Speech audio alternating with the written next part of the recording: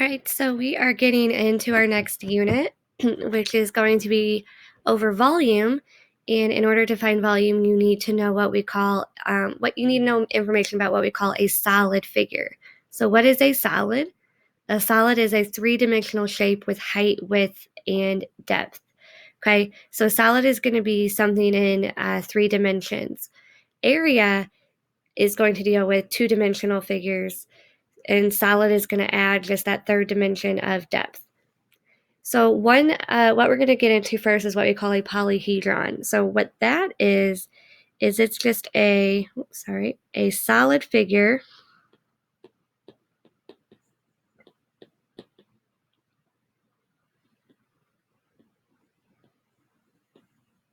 with polygon faces.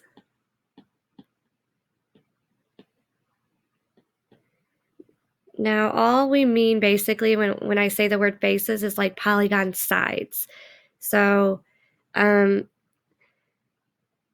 you're thinking about polygons, they're just basic shapes like rectangles, squares, pentagons, hexagons. So you'll have your faces will be made up of polygons like that, or your sides will be made up of polygons like that. So the main thing for a polyhedron is that you'll have no curved sides. All right. Okay, so there are 2 types of solids. Again, you have polyhedra and things that are not polyhedra. So polyhedra would be solids that we call prisms and pyramids, because notice there are no curved sides. All of the faces or sides are made up of polygons. Like this prism here, every single face is a rectangle. So this would be a rectangular prism.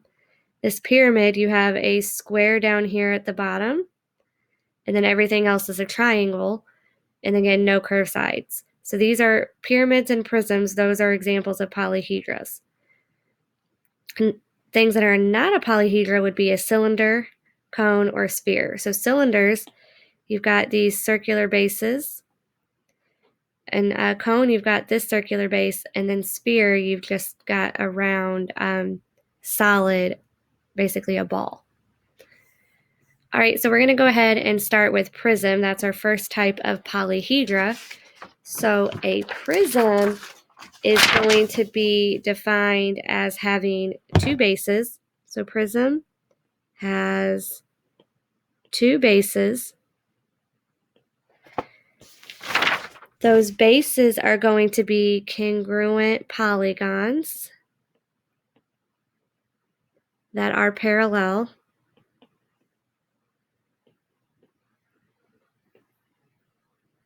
to each other.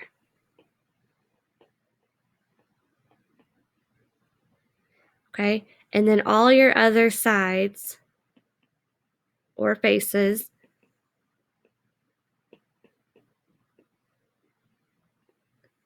are rectangles.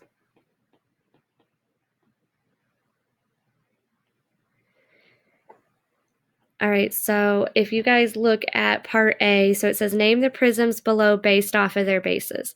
Okay, so that's important to note, is that you can name a prism based off of the shape of their base. If you look at all the sides here, you have a rectangle that's parallel to this rectangle. But then you have this top rectangle up here parallel to this bottom rectangle here. And then you have this front rectangle here parallel to the rectangle here in the back. So every single side of this prism is made up of a rectangle.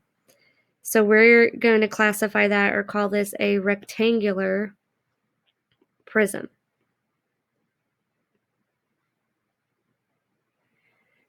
Now for part B, if you look here, you have this top triangle here. If you think about taking this triangle here and extending it along this height, you would basically just be stacking a bunch of triangles together until you got to this bottom triangle. So that's what a prism does, is it takes the bases and it just kind of stacks it along its specific height or depth. So since this triangle here is parallel to this triangle here, and then every other face of this polygon is a rectangle, this is going to be classified as a triangular prism. Okay, so you have those two bases, those congruent polygons parallel to each other. So the top here is parallel to the bottom here, and then all the other sides are rectangles. Now for part C, you have all these rectangular sides, except for here you have a pentagon, which if you stack this pentagon here along the height from here up to here, you would be parallel to this bottom pentagon. So you have two congruent pentagons on the that are stacked along a height. So this is going to be a pentagonal prism.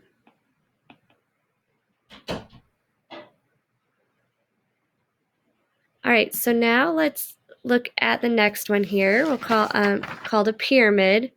So a pyramid is defined as having one base. So pyramid has one base, and I'm going to be a little bit more specific, has one polygon base,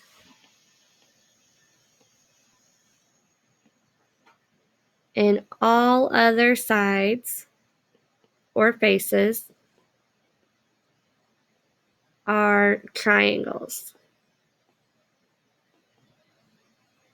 So how you can easily find the base of a pyramid is if you look where the point of the pyramid is, go directly below it, and you are going to hit the base.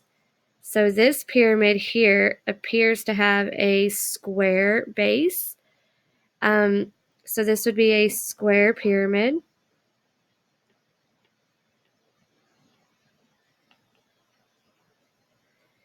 Down for part B, if you look here, you have this point. If you look directly below that point, you would hit this triangle at the bottom.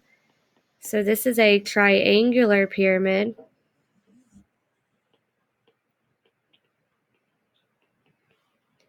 And then for part C, if you find the point of the pyramid and you look directly below that, you've got this hexagon here right below the point of the pyramid.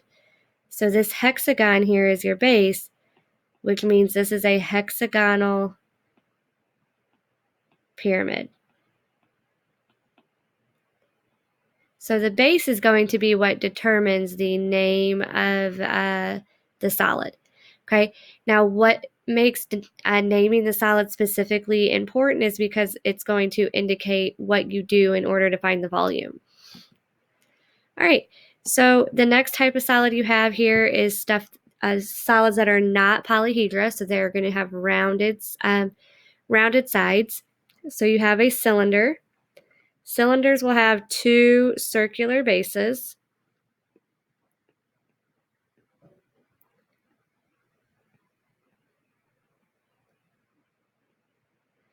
So you have a circle here, and it's parallel to the circle down here. So you have two circular bases.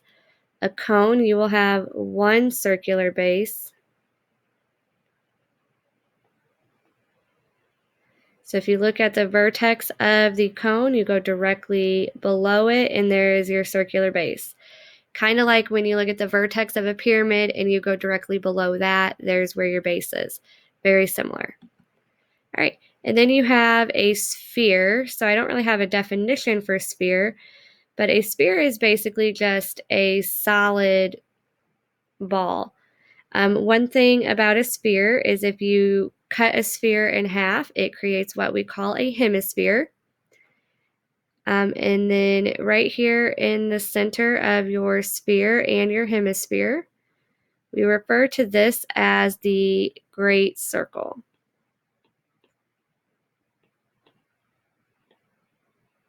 And you use the great circle to figure out what the radius would be of your sphere or your hemisphere. All right, so that is all all we need to get into for classifying solids. So you guys will have a Google Slides activity to work on where you will be given a bunch of solids and be asked to name them based off of their bases. When you are done, be sure you hit the turn in button on Google Classroom so you get your points. And if you have any questions, please let us know. And I hope you guys have a great rest of your day.